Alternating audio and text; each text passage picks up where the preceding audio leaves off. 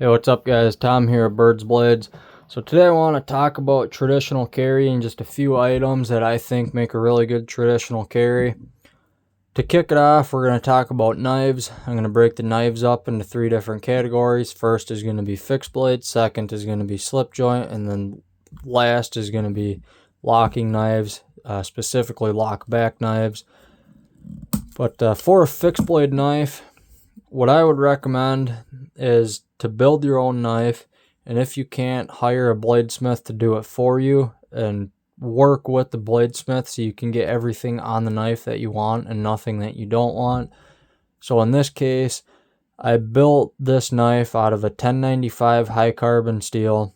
I forged it down and then I ground it down into the shape that you see. I put a 25-degree edge on it. It has a 1/3 flat ground blade.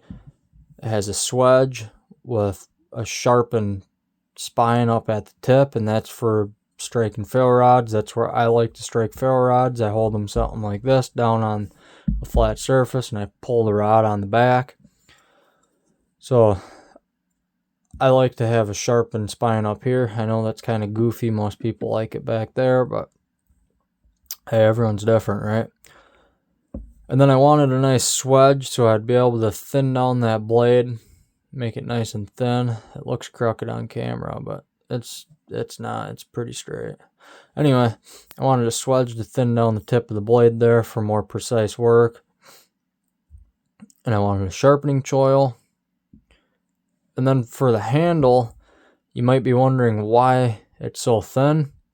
And that's because I wanted this knife to be able to slip into its sheath and be able to throw it into a backpack and it wouldn't take up much room at all. So I wanted a very thin overall kind of silhouette, I suppose, going this way. And the way I did that is I did a water form some veg tan leather, and then I sewed it up. You can see that sewing there. And that offers just a little bit of squish, just ever so slight squish. And it is actually very comfortable. I've used this knife for extended periods of time, and there's really no hot spots to think of. The only one I can really think of is down in here. I didn't quite terminate that as good as I could have. You can see that's really the only spot. Before a fixed blade goes, I would recommend that you build one yourself, or if you can't, work with a bladesmith and hire him to build one. That way you just get everything you want in a knife and nothing that you don't.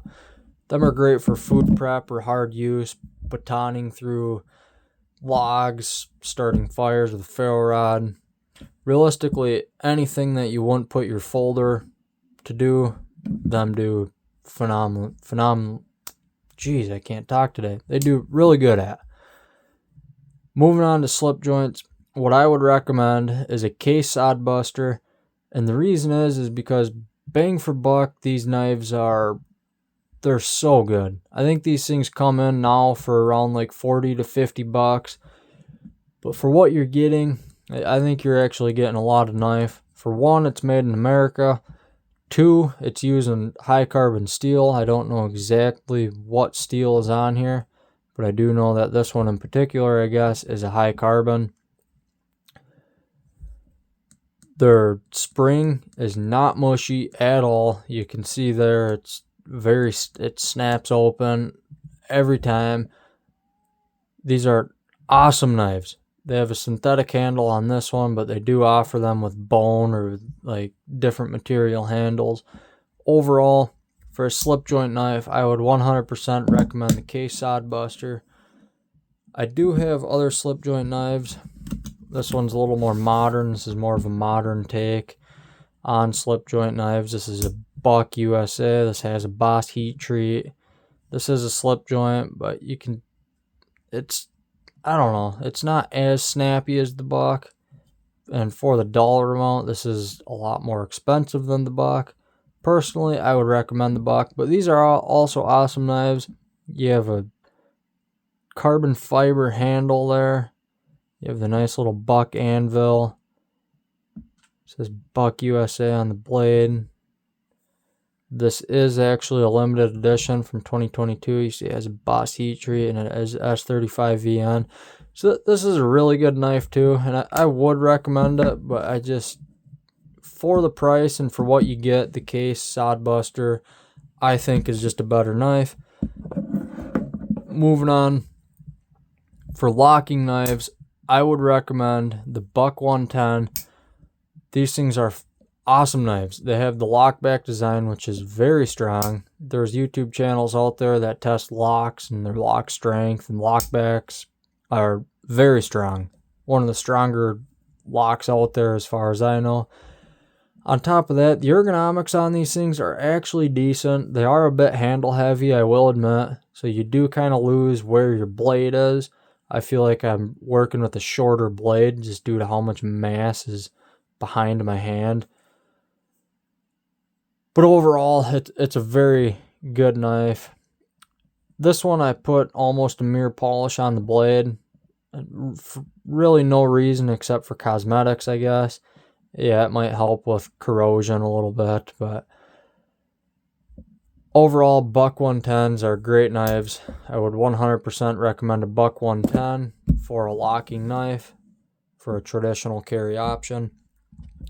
Moving on from knives, I want to talk about multi-tools, and the multi-tool that I would recommend would be the Leatherman Super Tool 300.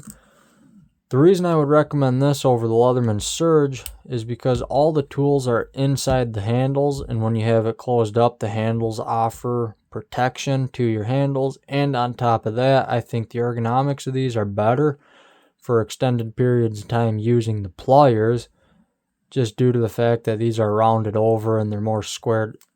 I like them better. I don't know, some people might disagree. Overall, the Leatherman Super Tool 300 is an awesome multi-tool.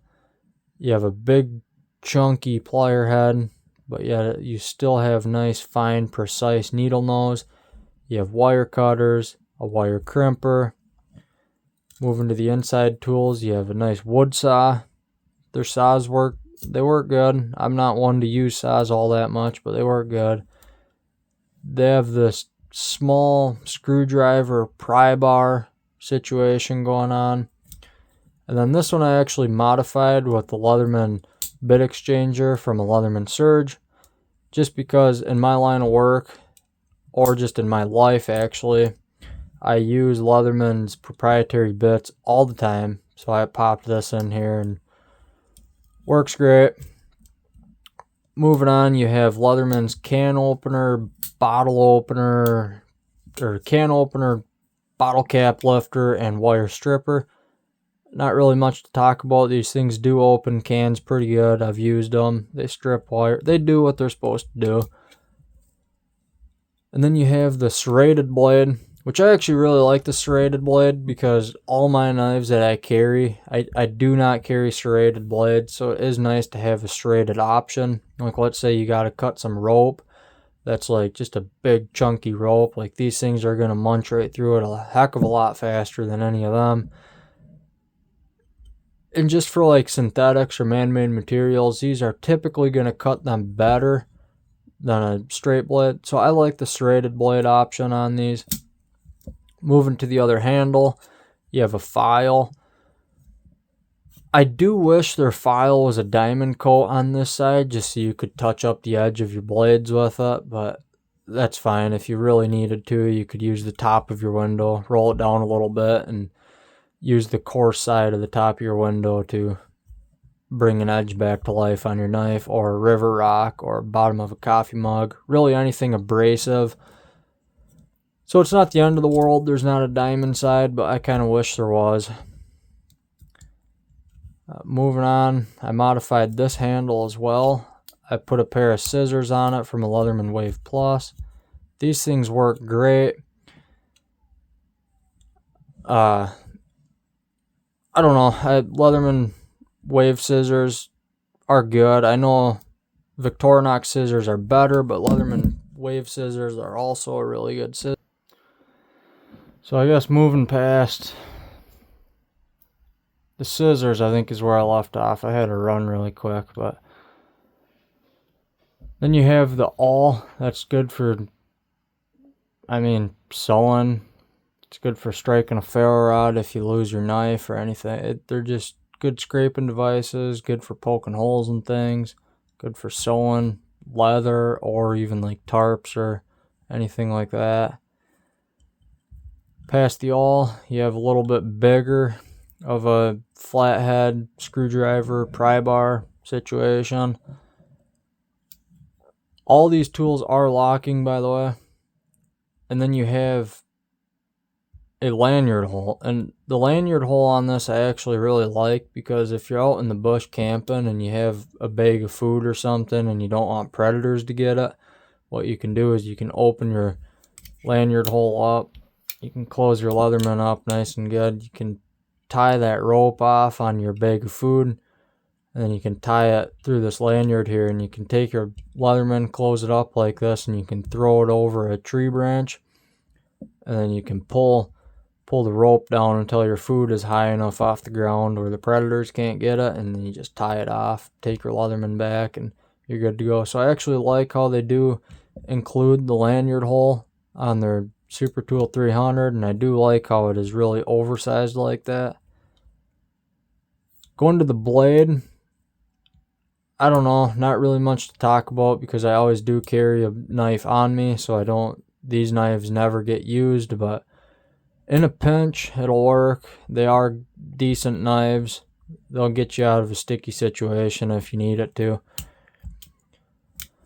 Other than that, you have inches on the outside, and then you have centimeters, I think these are. Yeah, you can see centimeters on the outside. So overall, I do really like the Leatherman Super Tool 300 as a multi-tool, and I think it makes a good traditional carry.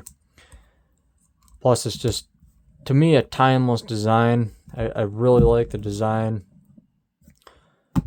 Staying kind of with the same trend, I guess, if you will, as the Leatherman, I'd like to talk about these Knipex water pump plier XS's.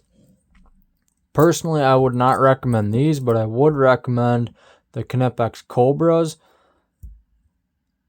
These are really good for mechanicking and everything, because you always have you can see it's always a parallel jaw no matter how big you open, and you can get a surprising amount of torque with these. Overall, these are excellent, but I would recommend the Knipex Cobra. Yeah, Knipex Cobras over the water pump pliers, just due to the fact that you can grab round stock and you can do pinchy stuff, and to me they seem just a little bit more robust, and on the bright side I guess they're a little bit cheaper than these two.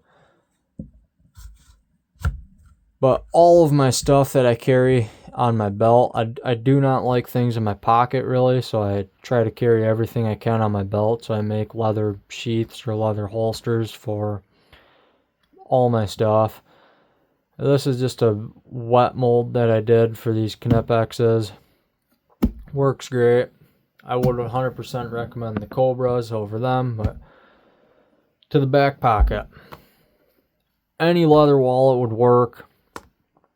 I build my own leather goods on this channel, so all leather goods you see I made myself, so I guess unless otherwise disclosed. But this design actually was not mine. One of my buddies I was hanging out with and talking to, he wanted a wallet that had 3 pockets. So it'd be a billfold with 3 pockets, 2 inside pockets, and then a main outside pocket where like your important cards would go that you use all the time. That way you can put your driver's license and whatever you don't use inside. You can carry the cash in here, carry toothpicks or whatever. And I like to carry silver with me, just an ounce of silver on me. You can use it for many different things. Like, it is antimicrobial. So after you filter your water, like let's say you pour it over some moss and to filter out all the big sand, and or you boil it or you run it through a sand filter or something, you can chuck a silver round in there. It is antimicrobial, so it'll keep it from algae growing in your water. So I like to keep silver on me. personal preference, I guess. I don't know. Yeah, totally not necessary. None of this stuff I don't think is 100% necessary for everybody. For me, most of it is. I would say a multi-tool is for sure, a blade is, and then a wallet 100% is. And then silver I just like to have for previous stated reasons. But back to the wallet, you can put receipts, cash, anything in here. And then like the debit card that you use all the time, you just leave out here, so you just don't need to open your wallet and fumble around. You can just pull it out. So I would recommend a leather wallet. I don't know, really any leather wallet would work good.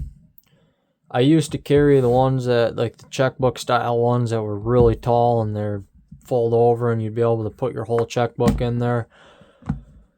But with times changing, I don't carry a checkbook on me anymore, so I don't really have a need to carry a checkbook. So I like nice small leather wallets.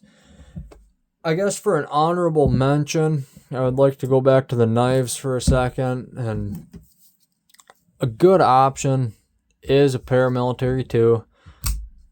I know this doesn't really stand up to the whole traditional carry, but I love the paramilitary too. This is one of my favorite EDC knives. It's one hand open, one hand closed. It's fully like ambidextrous as far as pocket clip goes. I know they do sell different like left-handed locks with the compression lock, but this is a right-handed one. I am a right-handed person, so all my stuff is right-handed. But an honorable mention for the knives, I guess, would be a Spyderco Paramilitary 2. These are phenomenal knives. And I think that might kind of be all of what I can think of off the top of my head right now that is along the lines of a traditional carry or a traditional EDC items. I guess you could talk about leather belts versus modern nylon belts, but I don't know. If you like the video, leave a like, comment down below what you'd want to see me do next. And until next time, thanks for watching. Have a good one.